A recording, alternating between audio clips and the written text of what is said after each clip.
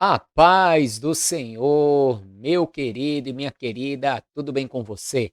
Aqui estou eu mais um dia, Pastor Herman Temel, para darmos continuidade ao nosso plano anual de leitura da Bíblia e vamos continuar lendo aqui os Evangelhos e o início do ministério do Senhor Jesus. Mas antes disso, se você ainda não se inscreveu, inscreva-se agora aqui no canal, isso mesmo, faça isso agora. Assim você não esquece. Inscreva-se, já marque aí os sininhos de notificações para que você me ajude então a crescer aqui no YouTube e crescendo eu possa assim levar a palavra de Deus para ainda mais pessoas. Me ajuda muito também se você compartilhar e curtir esse vídeo. Tudo isso você faz gratuitamente. Se inscreve no canal, compartilha, curte e você estará me ajudando cada vez mais a levar a palavra de Deus mais longe. Você, inclusive, que recebeu o link deste vídeo compartilhado por alguém e ainda não assistiu os vídeos anteriores, é bem importante que você assista. Já estamos no Novo Testamento. Esse é um plano anual de leitura da Bíblia e tem todo o Antigo Testamento já com os vídeos feitos. E assistindo um vídeo por dia, você vai ler conosco toda a palavra de Deus em um ano e aprender muito, pois além de ler, nós também sempre trazemos algumas questões importantes durante a leitura. Amém? Então, para que você tenha acesso à playlist completa, na descrição deste vídeo e aqui no card você terá o link. Então, agora vamos orar para que possamos fazer a nossa leitura de hoje. Feche seus olhos, curve a sua cabeça, é momento de falar com Deus. Senhor meu Deus e Pai Todo-Poderoso, é no nome santo e bendito do Teu amado Filho, Senhor Jesus, estamos mais um dia aqui reunidos para ler a Tua palavra, para aprender mais de Ti, ainda mais nesse momento tão importante que estamos aí aprendendo a respeito do ministério do Senhor Jesus, autor e consumador da nossa fé. Abençoe, Deus, eu te peço, a vida de cada um dos teus filhos e filhas que estão fazendo esse plano de leitura. Abençoe a sua casa, o seu lar, a sua família, que todos nós possamos a cada dia, Senhor, guardar e praticar a tua palavra, fazer prosperar o nosso caminho para a glória do teu nome. No nome de Jesus, eu oro e declaro que assim seja feito. Amém. Amém, amados? Vamos então para a leitura de hoje.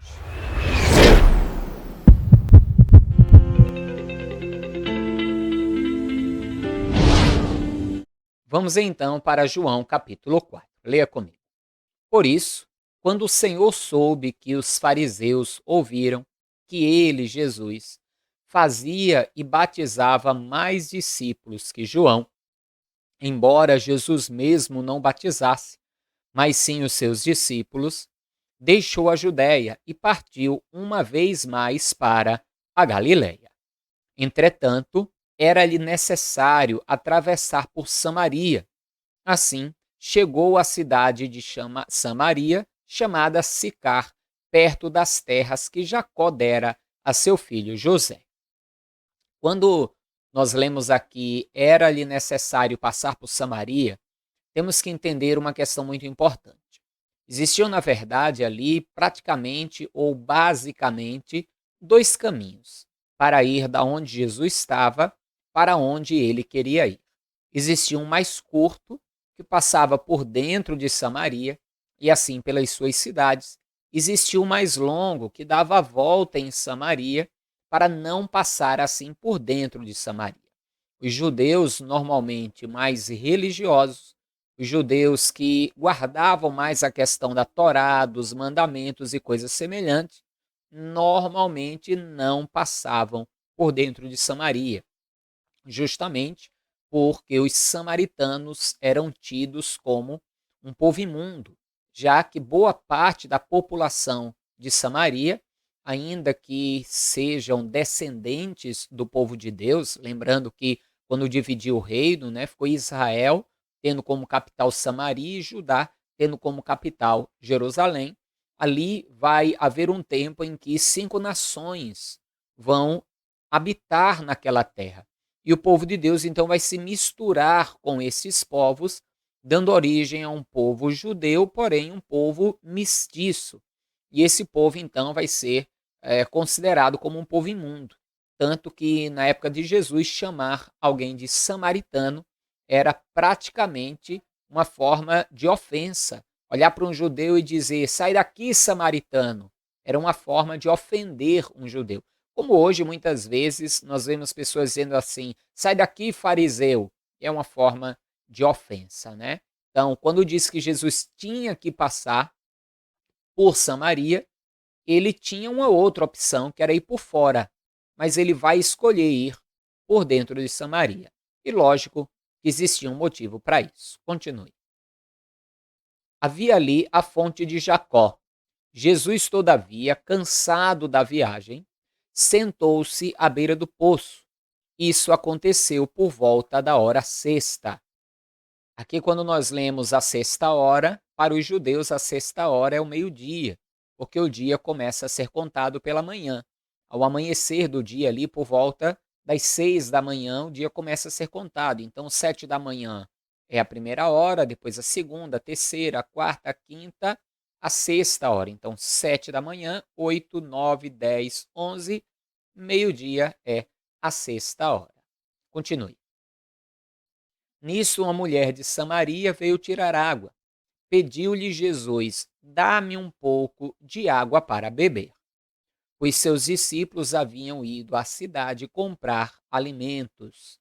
Então lhe respondeu a mulher de Samaria: como sendo tu judeu, pedes de beber a mim, uma mulher samaritana?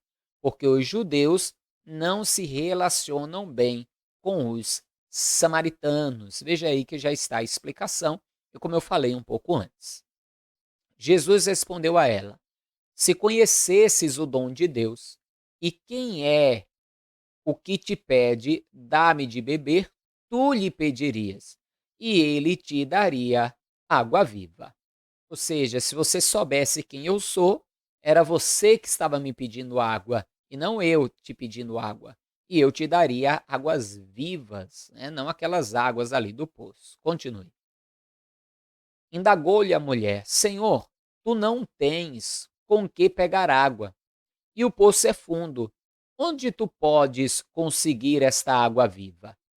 Um detalhe interessante é que você vai ver que, ao princípio, ela está tratando Jesus como um homem comum judeu. Vai dizer, como sendo tu judeu, fala comigo, mulher samaritana. Senhor, aqui um tratamento cordial, educado, mas ela trata Jesus como um homem judeu. Mas ao longo da conversa você vai ver que a ideia dela acerca de Jesus vai mudar. Continue. Acaso tu és maior do que nosso pai Jacó, que nos deu o poço, do qual ele mesmo bebeu, e bem assim seus filhos e seu gado? Jesus afirmou-lhe: quem beber desta água terá sede outra vez. Aquele, porém, que beber da água que eu lhe der, nunca mais terá sede. Ao contrário, a água que eu lhe der tornar-se-á nele uma fonte de água jorrando para a vida eterna. A mulher lhe pediu: Senhor, dá-me desta água, para que eu não tenha mais sede, nem precise voltar aqui para tirar água. Veja aqui um detalhe, né?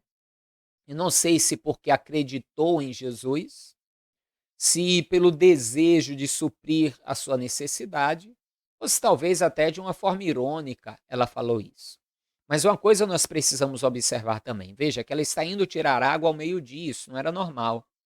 Veja que, inclusive, o poço estava sem ninguém.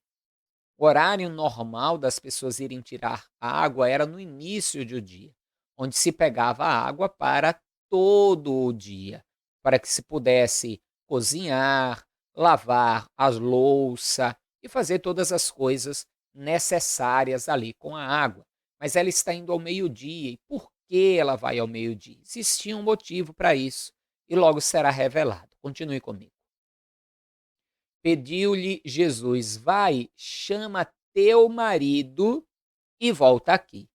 Confessou-lhe a mulher: não tenho marido. Replicou-lhe Jesus: respondeste acertadamente ao dizer que não tens marido, pois 5 maridos já tiveste, e esse homem com quem tu agora vives não é teu marido. Quanto a isto, quanto a isso, falasse a verdade. Veja então que Jesus vai fazer uma revelação da vida dela.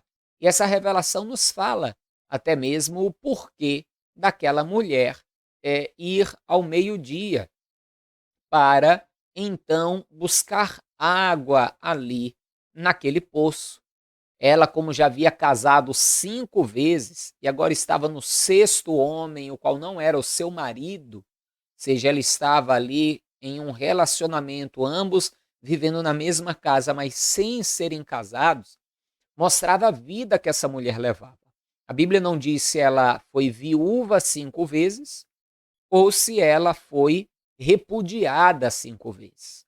Mas uma coisa é certa: a vida desta mulher era uma vida de vergonha. Imagina como era falada esta mulher.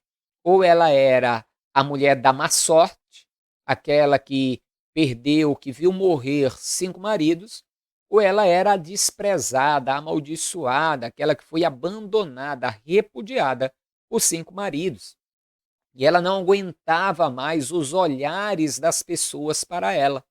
Por isso que ao invés de ir pela manhã junto com todas as outras mulheres pegar água, ela então ia ao meio-dia para não ser mais incomodada, para não ser julgada com o olhar por todas aquelas pessoas, todas aquelas mulheres que iam ali também tirar água com ela. E Jesus então revela, e essa palavra ela é reveladora, porque lembre, foram 5 nações que aquela mulher teve. Israel foi formada de 5 nações, cada um com seu Deus diferente. É como se fossem 5 maridos que ela teve. E o sexto, que não era seu marido, porque Israel passou a servir a Deus, mas não com a fidelidade devida. Israel voltou a servir a Deus, mas não casou de verdade. Você está entendendo? Não era uma aliança, um relacionamento íntimo, verdadeiro de Israel para com Deus. Era como alguém que está morando junto, mas não tem uma aliança verdadeira. Então, assim era a situação espiritual de Samaria. Já havia tido 5 maridos e agora o que tinha não lhe pertencia. Continue.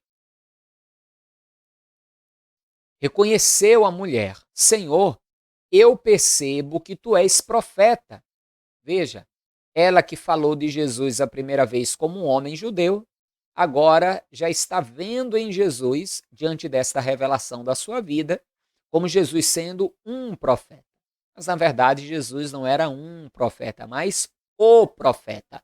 Mas continue, esse relacionamento vai evoluir, continue. Nossos pais adoravam sobre este monte, mas vós, judeus, dizeis que Jerusalém é o lugar onde se deve adorar. O que essa mulher está falando? Quando houve a divisão dos reinos, Jeroboão, ele pegou ali e fez os bezerros nos montes e colocou o povo de Israel para adorar a Deus, né, que eles adoravam através dos bezerros, nos montes. Já o povo de Jerusalém, os judeus em si, sempre disseram que o lugar da adoração era o templo. Por isso ela pergunta, né? Os judeus dizem que é no templo. Os nossos pais, ou seja, os seus ancestrais, dizem que é no monte que devemos adorar. E aí, ela queria saber o lugar certo para adorar, já que para ela Jesus era um profeta. Continue. Declarou Jesus a ela: mulher, podes crer-me, está próxima a hora, quando nem neste monte, nem em Jerusalém adorareis o Pai. E essa é uma triste realidade. Chegará o tempo que nem no monte, nem em Jerusalém, nem no templo, em lugar nenhum, as pessoas adorarão a Deus. É triste, mas chegará este tempo, antes ainda do vindouro reino messiânico. Cada dia que passa, mais nós vemos isso. As pessoas que não querem mais compromisso com Deus, não querem estar mais em congregação, não querem mais adorar, buscar a Deus e coisas semelhantes.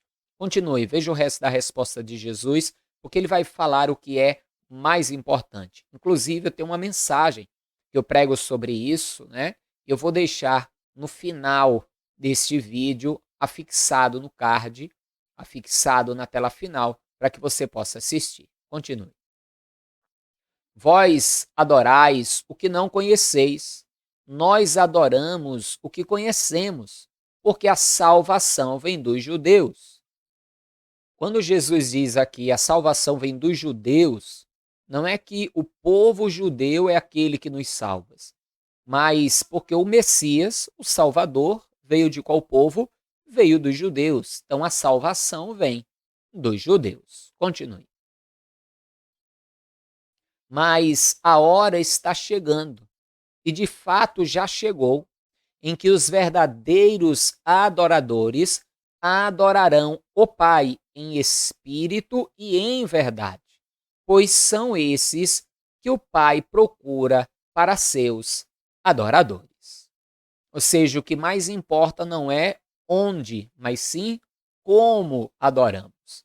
Como eu falei, no final desse dia de leitura, eu vou deixar fixado na tela final a mensagem sobre isso, que eu trago mais detalhes e explico direitinho essa questão com mais detalhes, tá?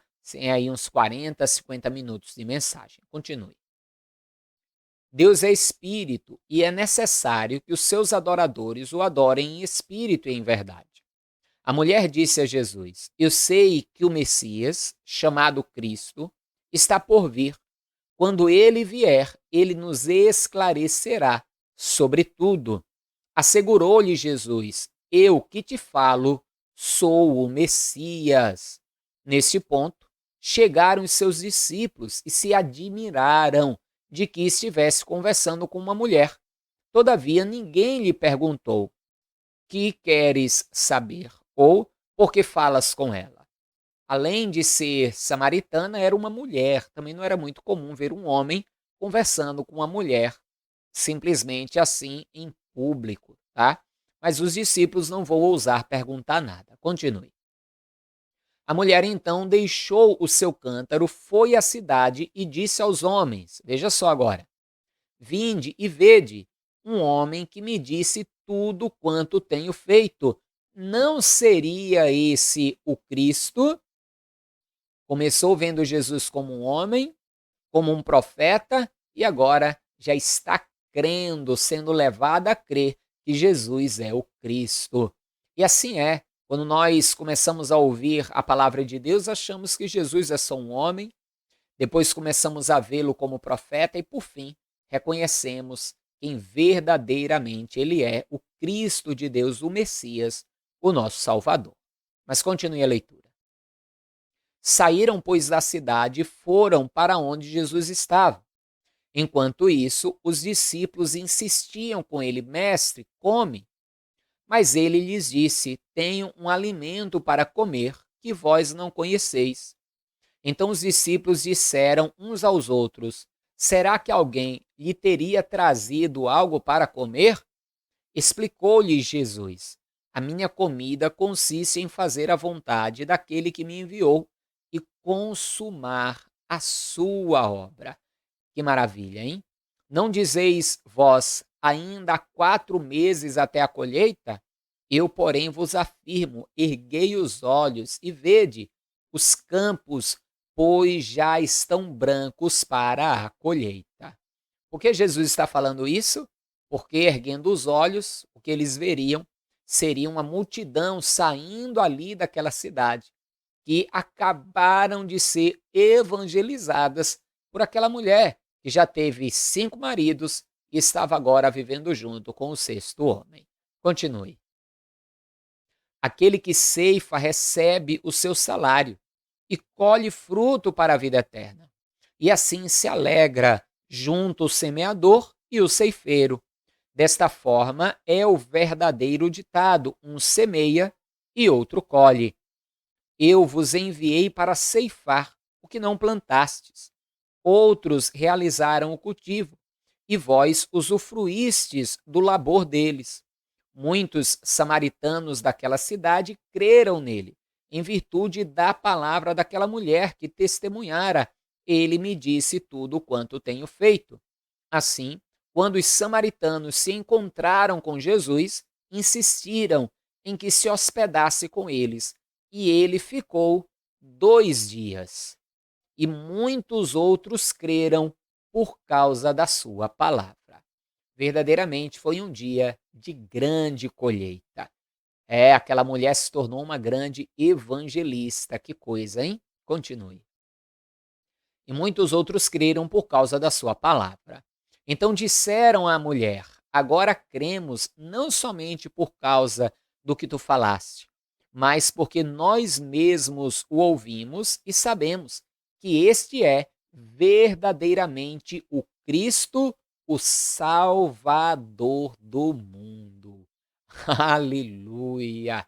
Grande salvação houve ali em Samaria. Continue a leitura. Depois daqueles 2 dias, ele partiu dali para a Galiléia. O próprio Jesus havia testemunhado que um profeta não tem honra em sua própria terra. Assim, quando chegou a Galiléia, os galileus o receberam bem, porque viram todas as coisas que ele fizera em Jerusalém, por ocasião da festa a qual eles também tinham comparecido. Então Jesus voltou mais uma vez a Caná da Galiléia, onde transformara água em vinho.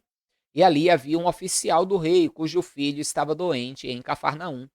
Quando ele ouviu que Jesus havia chegado a Galiléia, vindo da Judéia, dirigiu-se até ele e lhe implorou que descesse para curar seu filho, que estava a ponto de morrer.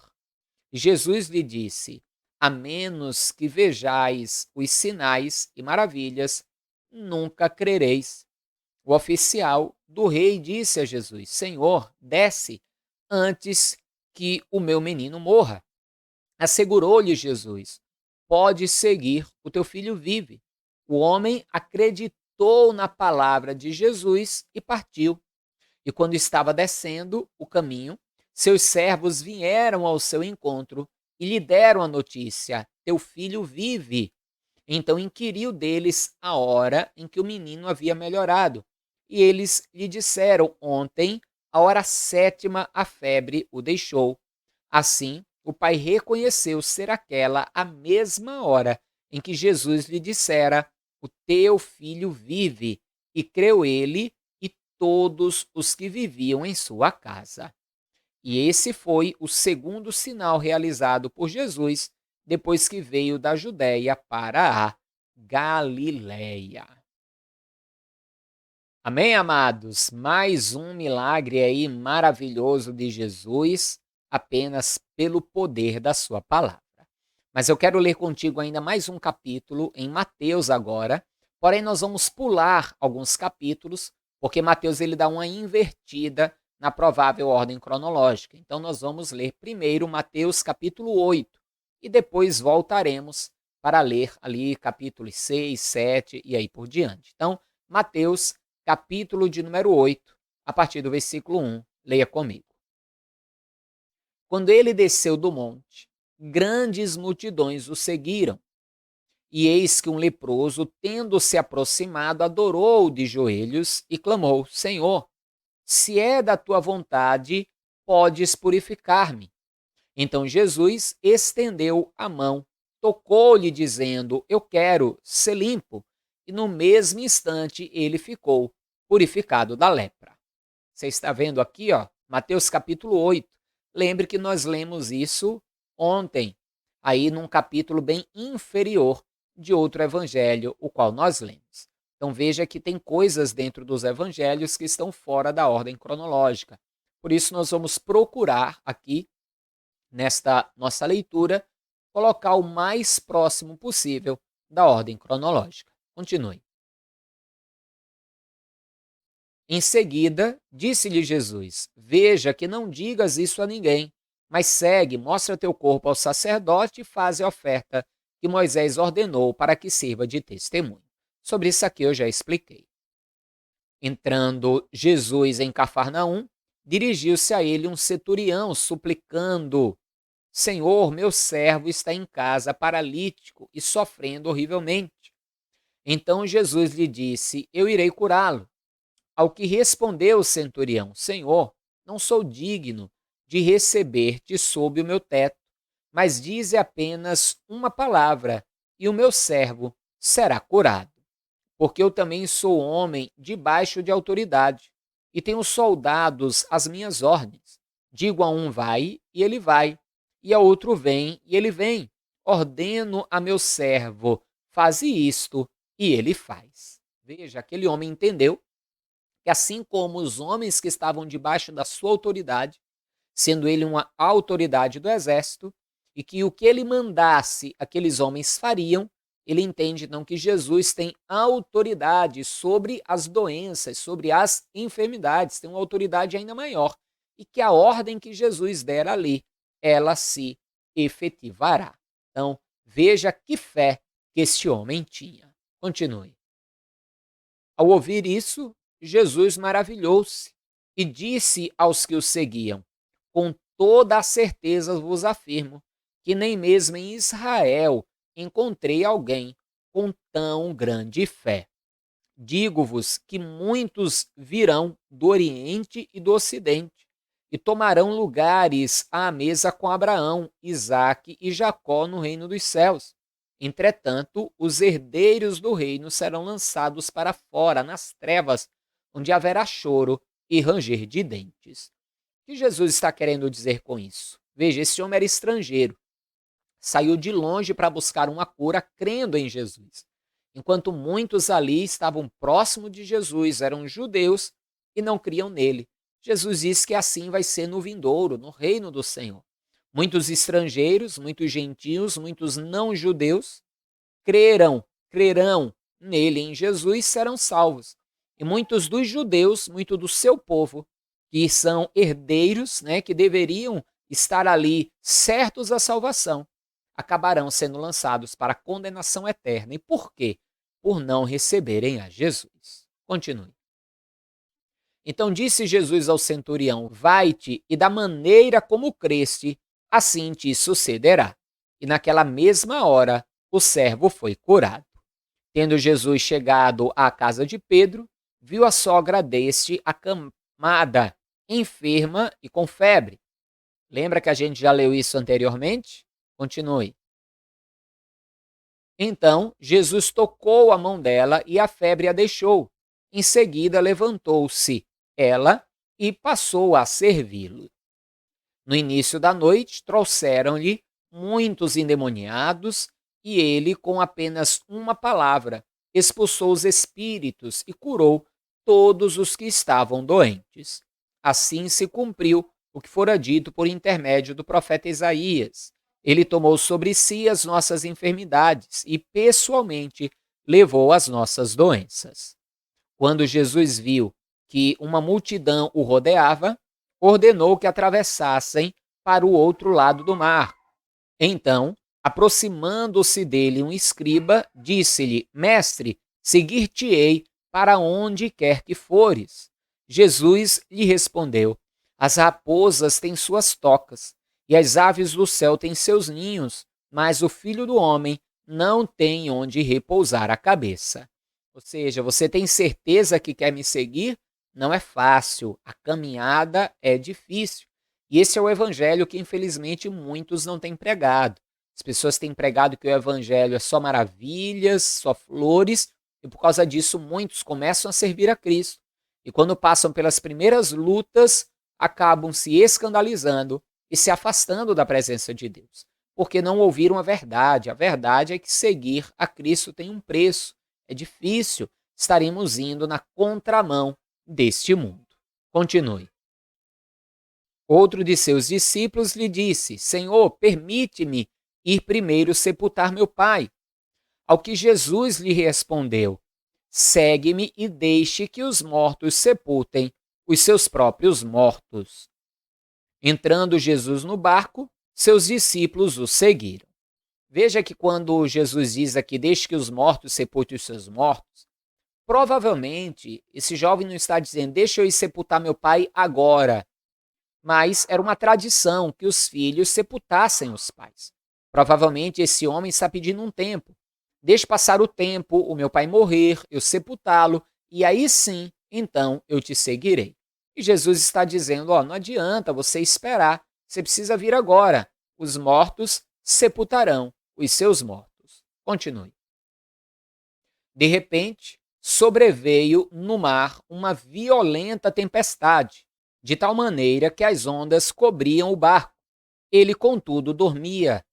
Então os seus discípulos vieram despertá-lo, chamando: Senhor, salva-nos, vamos todos perecer.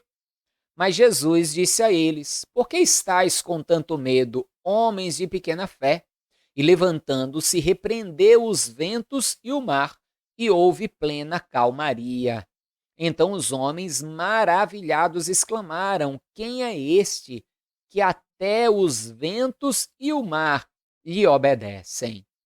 Eu tenho até uma mensagem onde eu falo sobre isso, mas como eu já disse que no final desta de hoje eu vou deixar ali já uma mensagem falando já a respeito da adoração, então eu vou deixar essa aqui de quem é este, né, Jesus, eu vou deixar fixado no na descrição, tá? No final vai ter uma mensagem, na descrição vai ter a outra aí para que você possa assistir, que também é maravilhosa. Continue. Então os homens maravilhados exclamaram: Quem é este que até os ventos e o mar lhe obedecem? Quando ele chegou ao outro lado, à província dos Gadarenos, foram ao seu encontro dois endemoniados, saindo dentre os sepulcros. Eram tão agressivos que ninguém podia passar por aquele caminho. Aqui algumas traduções vão dizer que era um endemoniado. Algumas traduções não, alguns dos evangelistas vão dizer que era um endemoniado, outros vão dizer que é dois. Mas essa quantidade, um ou dois, não importa muito. A questão é o grande milagre que vai acontecer. Existe, inclusive, aqui a possibilidade de que aquela tempestade que houve tenha sido espiritual, porque existia ali um principado, uma potestade dos ares tomando conta daquela região, e existe a possibilidade daquela tempestade ter sido espiritual para impedir Jesus de chegar ali em Gadara para libertar aquele homem, para expulsar os demônios de lá. Tanto que eles vão pedir para não serem expulsos daquela região. Continue. E de repente gritaram: Que temos nós contigo, ó Filho de Deus? Viesse aqui para nos atormentar antes do devido tempo? Não muito longe deles estava pastando uma grande manada de porcos. Então os demônios imploravam a ele: Se nos expulsa, permite-nos entrar naquela manada de porcos. E Jesus lhes disse: Ide. Assim que saíram, entraram nos porcos. De repente, toda a manada correu em disparada e atirou-se violentamente precipício abaixo, em direção ao mar, e nas águas pereceram. Talvez você pergunte, pastor, por que Jesus permitiu que aqueles demônios entrassem nos porcos para que os porcos ali se precipitassem e morressem? Vamos terminar o capítulo e eu falo um pouquinho mais disso, ainda que nós ainda vamos ler essa mesma passagem em outro dia. Provavelmente amanhã nós leremos ela novamente em outro evangelho. Mas termine a leitura primeiro comigo. Aqueles que cuidavam dos porcos fugiram, foram para a cidade e contaram tudo, inclusive o que ocorrera com os endemoniados.